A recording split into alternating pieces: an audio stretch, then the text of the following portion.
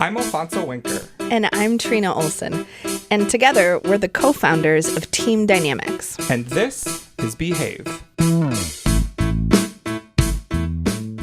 Welcome to another episode of Behave. Alfonso, at the time we are recording this, spring has sprung or is actively springing. It's making a go at it. It's trying, for sure. Something different is happening. And this renews an opportunity in the Gregorian calendar year that a lot of U.S. workplaces follow. And the reason I say that, by the way, is because there is the lunar calendar, because there are other kinds of ways that people mark time. So in the January through December Gregorian calendar, springtime means that in awareness for a lot of US-based workplaces is the fact that they either do or don't know that their workplace is full of folks celebrating different religious or cultural traditions. And this happens, of course, throughout the year, tons of celebrations that are meaningful, commemorations that are important. Some are really celebratory, some are pretty introspective or reflective, but we know that legally, for a very long time, being conscious about workplace religious discrimination has been in a lot of folks' awareness. But we know oftentimes in day-to-day practice, in actually being in relationship with each other, navigating time off, planning projects, figuring out deadlines, and who is and isn't going to be around, we are coming up on a season where we are thinking about Passover, we are thinking about Ramadan, we have just come off of Lunar New Year celebrations, we are headed towards Holy Week and Easter. Oftentimes, organizations that are really well-intentioned are still having trouble naming the truth and the reality of the complexity of these cultural and religious differences at work. And so I thought, Alfonso, today we could dig into that. Yeah, and I think as I listen to that, I think about, for me, as somebody who benefits from and participates in a lot of the sort of like culturally Christian holidays, there's a way in which any of us who benefit from aspects of dominant culture assume or project adherence to those calendars. I really think things that I want to bring in are how people are being nice in an attempt to be inclusive, and that niceness actually gets in the way of their goals. I want to talk about specificity, and I want to talk about assumptions that we might make as we interact with our coworkers. Excellent. Well, for our listeners, if this is a really interesting topic for you, we do invite you to go back to a former episode of ours called High Holy Days, because today we're going to go deeper. So if you want to pause now, go listen to that, listen to the whole thing through. We're going to take this kind of next swipe at a conversation to really talk about those things that Alfonso was mentioning. So niceness, specificity, and goals. Okay, so Alfonso, folks who have done work with us or folks on our team at Team Dynamics are pretty familiar with the iceberg model of culture, right? That there's a lot lurking under the surface. And as you're talking about dominant culture practices, right, it is moving around with the assumption that people are probably spending their weekends or their time off similar to the way that I do, or they are interested in time with their family or making food or celebrating traditions either from the past or are really excited to make new traditions with chosen or current family now. And we know that religion can feel like a pretty hot topic in the workplace. And we know that increasingly Americans talk about this complexity around feeling religious or not, feeling faith connected or not, feeling spiritual or not, or feeling really grounded to other meaning-making systems, right? And so there also is this complexity where I think in decades or generations past, there maybe was even more of a shorthand where we thought we understood each other by only saying a few things or referencing a couple things. And will you say a little bit more and just give some examples of some kinds of things that you've been noticing over the last couple of years? And maybe it's what comes through in people's out of office messages, or it's what you notice managers are struggling to figure out around time off, or as you are hearing the ways in which colleagues are just missing each other are not really fully understanding or taking advantage of the opportunities of learning from one another and their relationships. What are just the kind of things that maybe are innocuous or sound small on the surface that you've been noticing that sort of fits in with this topic? Love this question because it really helps us get into our micro behaviors as we think about how our goals around connection might actually reinforce preferences for dominant culture. And when we think about holidays, a lot of the dominant culture in US workplaces is Christian, nationalist in a lot of ways. It's sort of a celebration of the US, which often means centering whiteness. So I want to sort of bring us back to remembering that there's so many insidious little things happening that reinforce preferences toward whiteness, preferences toward Christianity. And so oftentimes we have these goals, right, of connecting to people, of wanting to demonstrate that we're curious about or interested in how they spend their time. We're trying to do something to signal, I care about you and the wholeness of who you are. And what happens in our pursuit of that is we recenter the dominant culture experience, especially if we're part of dominant culture. So things that are in my awareness. One is folks will say the holiday. So maybe there will be a federal holiday, maybe there will be something that a lot of Christians celebrate. So let's say, for example, let's not say, for example, I am a person that benefits from Christian dominant culture. I was raised Catholic. I still identify as Christian. I'm probably going to do something to mark Easter.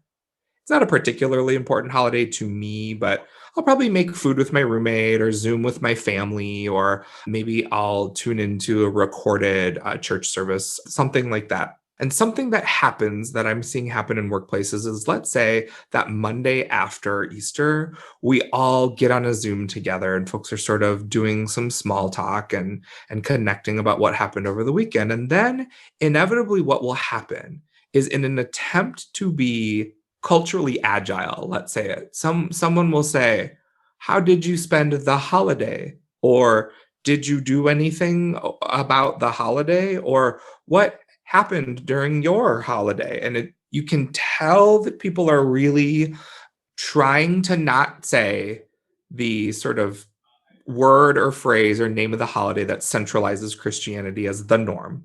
But the truth is, if it's Monday and yesterday was Easter Sunday, not everybody was celebrating Easter. Maybe it's just another day that passed without any noticing for folks. And so I understand what folks are trying to do. They're trying to not assume that everybody celebrates the same things as them while asking about a day that is actually very specific and a day that is for a particular group of people, right? And so we say the holiday in an attempt, I think, to be culturally competent and in an attempt to be inclusive. But what we're saying is, oh, you know what I mean. We have a shared meaning about what that holiday is, when in fact it might not be a holiday for everybody. Right. So we end up in grouping and out grouping when in fact our intent, right? This is one of those intent impact misses. Our intent was being inclusive. Our impact was we only invited people into the conversation who did have a special meal this weekend, or who did make time to see family or friends, or who are grieving not being able to celebrate in a way that they normally do. Right. And so I even think about it like some of the more, I'm going to just say, innocuous holidays. So fairly recently, it was the federally marked holiday of President's Day here in the US. And I didn't take the day off of work that day. I was working. I had stuff to do, and it was a choice I made. We don't automatically just have those days off at Team Dynamics. We let people choose. And there was reactivity when I was talking to some clients later that week. And folks were like, oh, did you have a nice long weekend? And I said, oh, I actually didn't have a long weekend. I worked on Monday. And they were like, oh, okay. Right. And so is that thing of like, oh gosh, should I not have asked you? Or does that mean you're overworked? Or does that mean they should be embarrassed for taking President's Day off? They were just happy to have time off to, spend sleeping in. Like maybe it wasn't a celebration of presidents past. Right. So it's also that strange thing of judgment or defend or protect posture that we feel, right? And so if we bring it back to religiosity, it is, oh, do you think of yourself as more righteous than me, or kinder or nicer or more generous than me because that's what your religion tells you, or that's what being actively involved in a faith community we think signals in America, right? And so this idea that we can practice going back to that idea of the iceberg and surfacing. And we always invite people to practice talking about your own experience first, right? So if I'm not ready to talk about why I make decisions about what days I take on and off, then I don't have any business asking somebody about how they, as an Asian Pacific Islander person, or how they, as somebody who is Muslim, or they, right? If I think about either a cultural community or a religious community, and I want to just start knowing about somebody else's traditions, right? I want to be invited to Shabbat dinner, right? I want to understand what fasting feels like for folks going through Ramadan. Before I, as a white person in particular, get grabby about other people's realities, how am I bringing my whole self to work? And how am I willing to name and claim without proselytizing or lobbying anybody? But how uncomfortable or comfortable or practiced or unpracticed am I at saying my whole truth, right? And again, we remind folks that you don't need to be sharing everything that you do in your home life at work.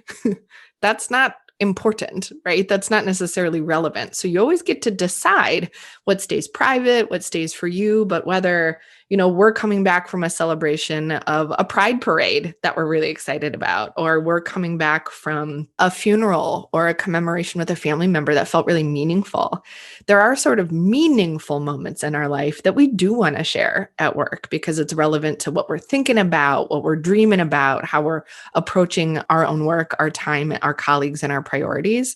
And so again, it's this interesting thing of, if something is relevant, but we're really unpracticed at talking about it in mixed space, how do we start to develop that practice to go from not saying or talking around stuff and assuming people are having similar experiences, or assuming that they'll hate hearing about my experience, and moving to surfacing it above the waterline and just practicing naming what's true for us? Yeah, and I think the practicing naming what's true for us versus projecting assumptions about what's valuable to people moves us away from grounding the generation of social capital as relative to or in proximity to whiteness and Christianity.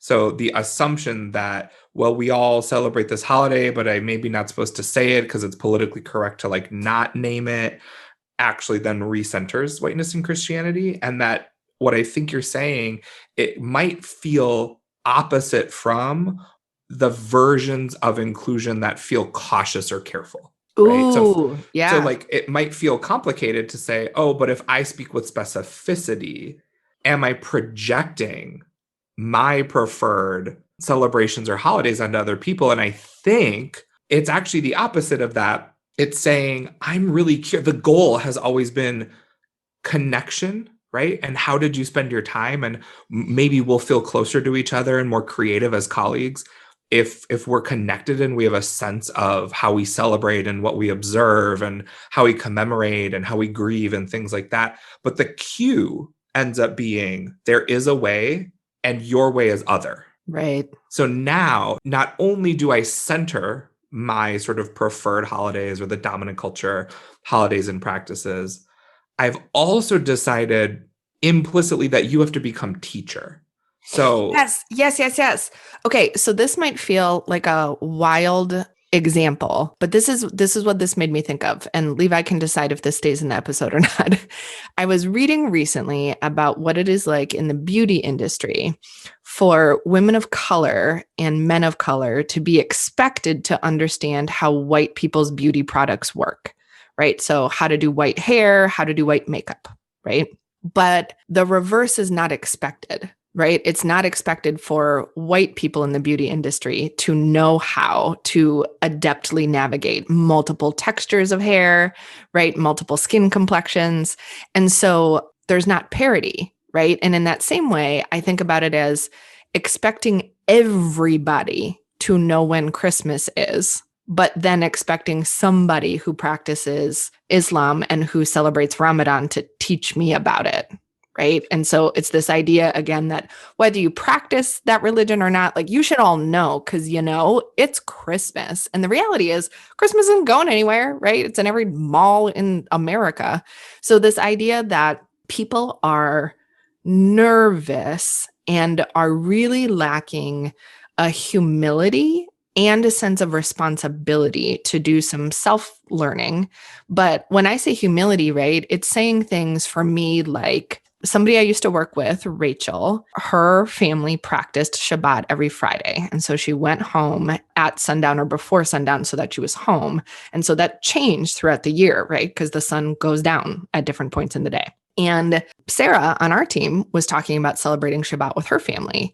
And so the humility for me as a person who's not Jewish to say, hey, Sarah, I know you've been saying you're practicing Shabbat with your family. I have some friends who do that with their family and have shared with me about that in the past. So I'm imagining what that means for you, but I've never asked. And I don't know if you would want to share that with me or not. Right. So again, not assuming that all of my Jewish colleagues or friends are experiencing the experience the same way. And again, also being curious about what it means that I don't understand, which is different than just I have to leave by 4:17 because the sun's going down at 4:55. Right. It's like I might be thinking about something as logistical in my workday that may be much more meaningful to somebody else in their workday. And to layer onto that, the conversation between colleagues, I think we've said this a lot on the show, no gets to be an okay answer. So if Right. your colleague doesn't want to share and just says, it's just what I do. I don't really feel like talking about it, or you can Google it, or go ahead and do some research on your own. It's not something I really feel like talking about. We have to remember that if we're part of the dominant culture, it's predictable that folks who are not in the dominant culture have been forced to or expected to be the teachers. Mm-hmm. And often that invitation to teaching has not felt curious and generative, but has been, hey, I know you're other, and we don't have very many of you around here. So will you be the authority on this thing? And it might be that day, you're the eighth person to ask them that question. And so I think for any of us, we're talking Christian holidays, Jewish holidays, Muslim holidays, right? That for any of us who benefit from being Christian or culturally Christian, maybe where we still celebrate some of the holidays but don't go to church or things like that, that we assume everybody knows, and we assume it's quote other people's job to teach us about their thing because it's abnormal. And I bet a bunch of us would never actually say those things that way in that order. Yeah, we But might that's even not think those words in our head, but the way our behavior comes across right. absolutely lands that way. Yeah. And so let's take a break and talk about what we can do to have better plans for talking about holidays with each other.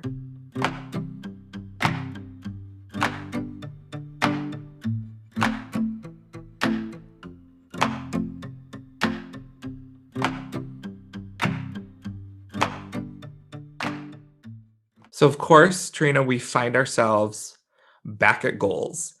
And one of the things that we've said a couple of times in this episode is our assumption is that when we're trying to talk to our colleagues about time off, about holidays, about religious celebrations, about dates and times on the calendar that are important to us, that connection is the goal. If skirting the issue, if being so nice that we're so vague that we're actually centering dominant culture, if accidentally lying by saying the holiday when we're actually talking about a very specific day, if those things center whiteness and Christianity, what can we do to be curious and have those conversations and begin that goal of connection relative to holidays and celebrations with our colleagues?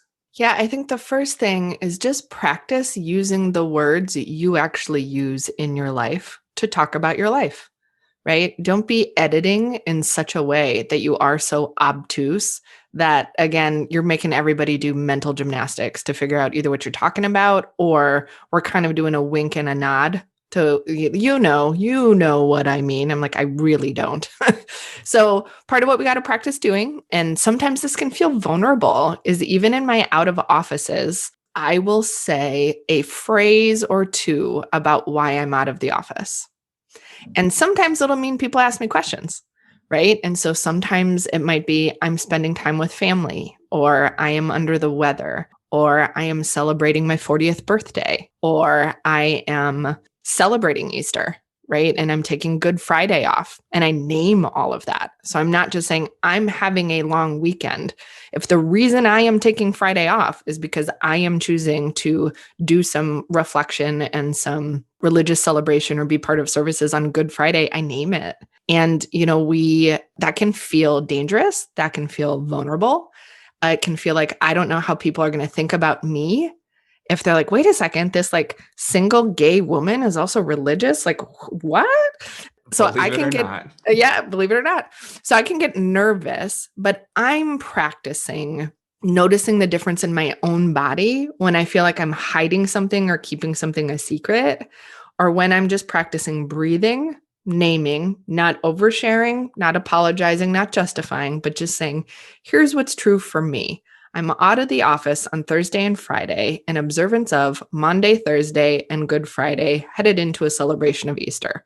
I'll be back on Monday, right? Like I just practice saying things that I haven't said before. Okay, here's a what if scenario that I imagine you, the listener, may be running in your head. So, final question, Trina Olson. What Right. if probably, you do know this because this is true at Team Dynamics, probably a lot of people on the team are celebrating some of the same holidays, but for sure not everybody is. And in fact, probably a lot of people are benefiting from cultural Christianity, which for us, when we say that, means we might be near or a part of celebrations that are Christian, even if we're not in a God believing way or a church going kind of way. Yeah. So that's true. So while we're being specific, how are we creating space that says, and we don't want to reinforce this as the correct, better, more important, more right way of believing, celebrating, holidaying? Yeah, I'll just do a short list of what we're trying out and seems to be helping or guiding us towards more fruitful conversations. So, one of the things we do is make sure that we're asking with regularity rather than when something is upon us already. So, as a manager, when I supervise folks, when somebody says, "Oh, and a reminder, right? I'm off next week, or I'm taking off next Thursday, or whatever the story is," that we're just in a practice of checking in about that. Oh, yeah. And remind me, what was that for? Oh, just time with family, right? Because you might not need to tell me any more than that. Or it might be, oh, remember, I have those medical appointments, or, I'm getting that testing done. Or it is, oh, my family's doing something pretty powerful around the Lunar New Year. Cool. Okay, great. Right. And so when we talk about it regularly, rather than when it's just in my awareness, whether I think a holiday or a religious observance is coming up, right? If somebody is off in the middle of the week and I'm like, wait a second, what holidays are in the middle of the week? And somebody says, Yom HaShoah, Holocaust Remembrance Day, falls on this day, or this is a commemoration of the day of the Pulse nightclub shooting, and it's really important to me, or this is an honoring of my grandparents' anniversary, right? Like days that are really valuable to us as individuals, as families, as cultural, as even religious communities. So I think being in regular dialogue. And then it's this reminder that it is our job, if we are truly desiring to be inclusive, to pivot and adjust and be flexible and creative about what we do, rather than treat non-white, non-Christian people as though what they need is irritating or extra or is an exception. So here would be a difference, right? Let's say you were telling me you were taking time off and you were doing a celebration of your Mexican heritage with your mom. And I don't know what it's about, right? Maybe it's something I'd never heard of and it's specific to your family, specific to your family's migration story, or it's sort of culturally broader than that, right? But I didn't know. I could do something like, oh, cool, Alfonso, that's neat. I didn't know you were taking that day off. I know we have that big meeting. I'll just handle it that day and I'll take notes and like let you know what happened. Right. So there I am as a white person thinking I'm being this awesome ally because I'm like, oh, no worries. I got it. Right. So here's the difference. What if it was, hey, that's a really important meeting? My bad. I didn't ask enough questions and I scheduled it on a day where you can't be available. I'm going to move the meeting, right? Because your input is incredibly valuable and your participation is really important. Or that's even asking you, that's an option. We can definitely go back to the drawing board and reschedule. I know it's important. I know it's urgent. So we might have to move some other stuff around, but absolutely, you had it on that Google Calendar, but because it said all day, I missed it and we scheduled something that day. Of course, it's critical that we both participate. We'll move the meeting. So it becomes important to talk about mix relative to given who's on our team, what are the different things that people might be celebrating, time off they might want, and then how do we want to talk to each other about them? And then when we're not available at the same time because we're celebrating differently, what's our plan for sharing work, following up, and not placing the responsibility on the one person who was out rather than the large group of people who are maybe in, right? So it's about having some plans, acknowledging the mix of identities that are present, and then being curious with each other what would feel like a good way for us to have conversations about holidays and celebrations and what doesn't feel okay to you, especially when it comes to who on the team feels like they really want to teach people about something and who on the team feels exhausted because being asked to teach feels othering. Absolutely.